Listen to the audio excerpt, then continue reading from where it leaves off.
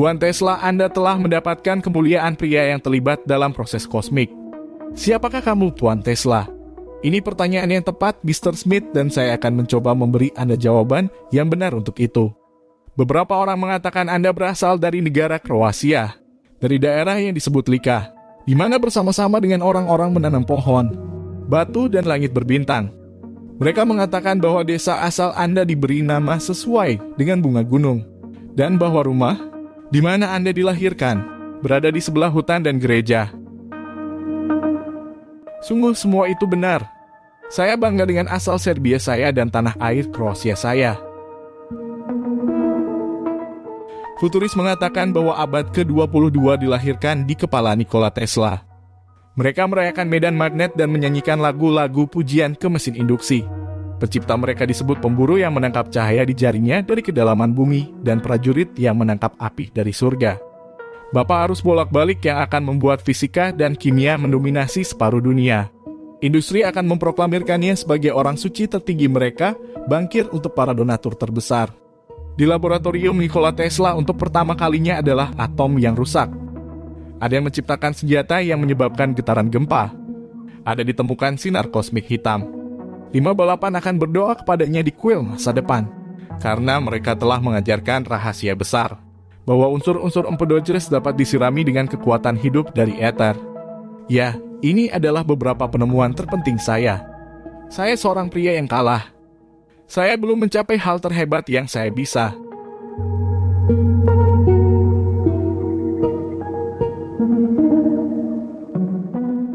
Apa itu, Tuan Tesla?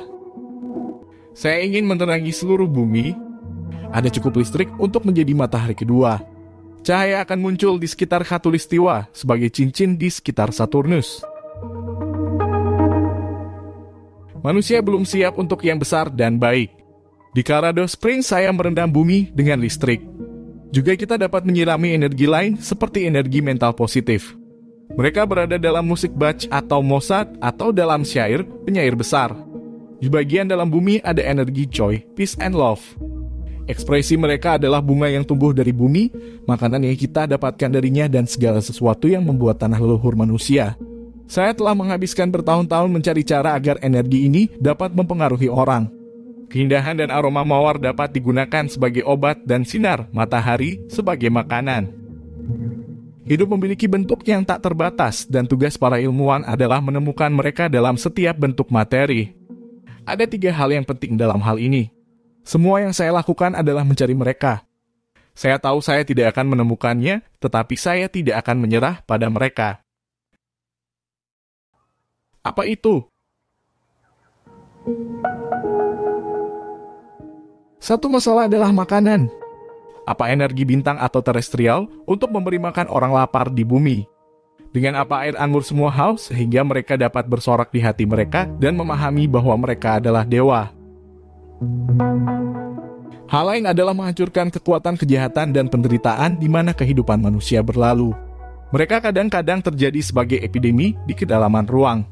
Pada abad ini penyakit itu telah menyebar dari bumi di alam semesta.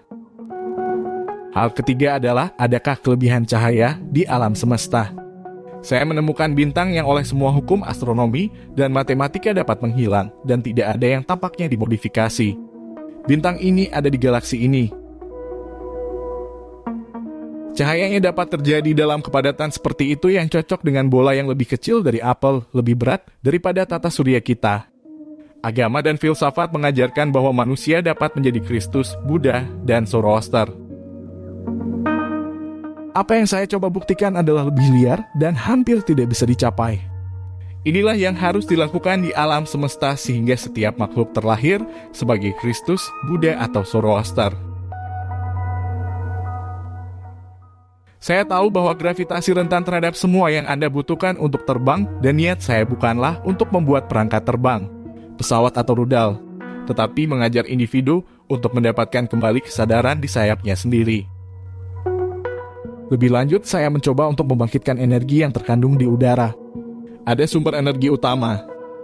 Apa yang dianggap sebagai ruang kosong hanyalah manifestasi materi yang tidak terbangun. Tidak ada ruang kosong di planet ini atau di alam semesta. Dalam lubang hitam, apa yang dibicarakan para astronom adalah sumber energi dan kehidupan yang paling kuat.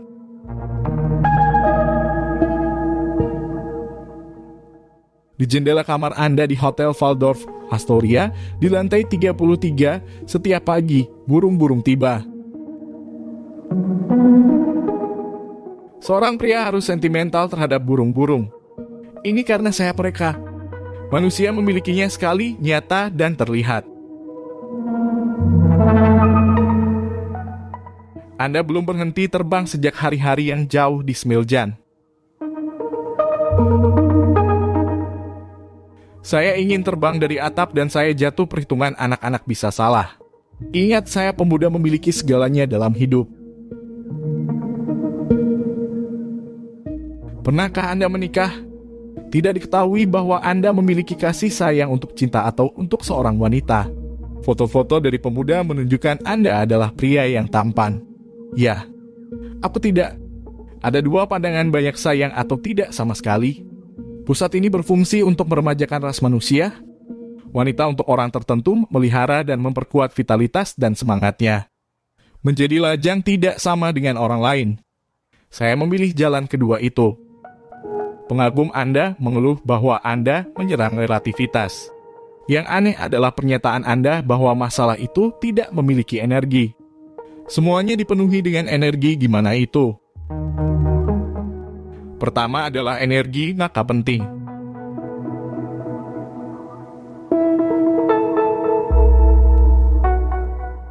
Tuan Tesla, seperti ketika Anda mengatakan bahwa Anda dilahirkan oleh ayah Anda dan bukan pada Anda. Tepat sekali. Bagaimana dengan kelahiran alam semesta? Materi diciptakan dari energi asli dan abadi yang kita kenal sebagai cahaya.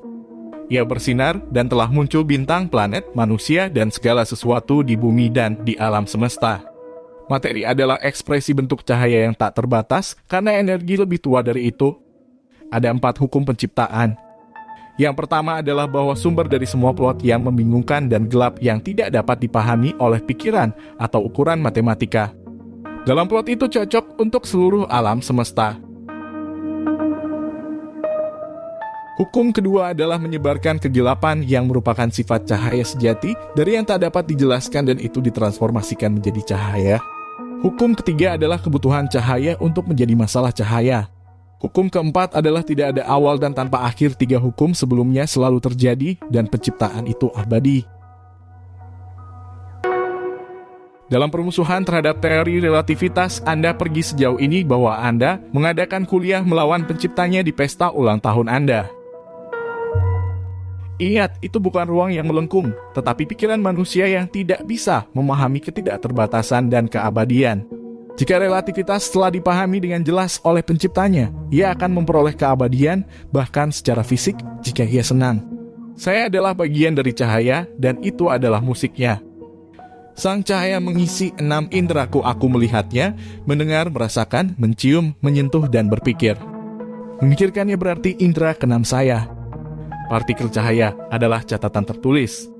Oh, petir bisa menjadi sonata utuh. 1000 bola cahaya adalah konser untuk konser ini. Saya telah menciptakan ball lightning yang dapat didengar di puncak es di Himalaya. Tentang Pythagoras dan matematika, seorang ilmuwan tidak boleh dan tidak boleh melanggar keduanya. Angka dan persamaan adalah tanda yang menandai musik bola. Jika Einstein mendengar suara-suara ini, dia tidak akan menciptakan teori relativitas. Suara-suara ini adalah pesan bagi pikiran bahwa hidup memiliki arti. bahwa semesta ada dalam harmoni yang sempurna, dan keindahannya adalah sebab dan akibat dari penciptaan. Musik ini adalah lingkaran abadi langit bintang. Bintang terkecil telah melengkapi komposisi dan juga bagian dari simfoni celestial. Detak jantung pria itu adalah bagian dari simfoni di bumi. Newton belajar bahwa rahasianya adalah pengaturan geometrik dan gerak benda-benda angkasa. Dia mengakui bahwa hukum harmoni tertinggi ada di alam semesta. Ruang lengkung adalah kekacauan bukanlah musik. Einstein adalah utusan saat suara dan amarah.